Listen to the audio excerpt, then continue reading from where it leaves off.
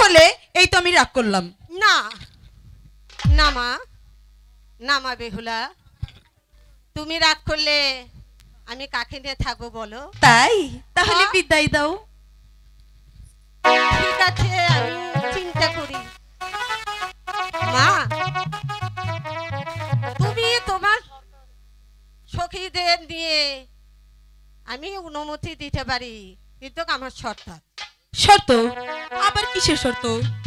কি বলেছিস?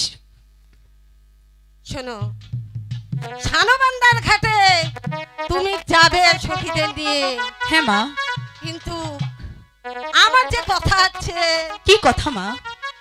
আমি রান্না করে বসে থাকবো, আর তুমি ওই সানবান্দার ঘাটে থেকে আসবে, তখন আমরা খাবার খাবো। আচ্ছা, ঠিক তাহলে আছে। তুমি আমাকে কথা দাও মা। ঠিক আছে, আমি যাব আর আসবো, দেরি করব না। দাঁড়াও মা।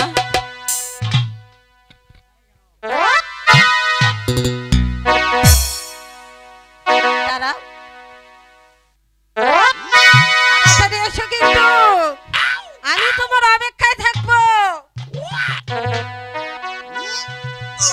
ভালোই হয়েছে, মা আমাদের হাসি মুখে বিদায় দিয়েছে।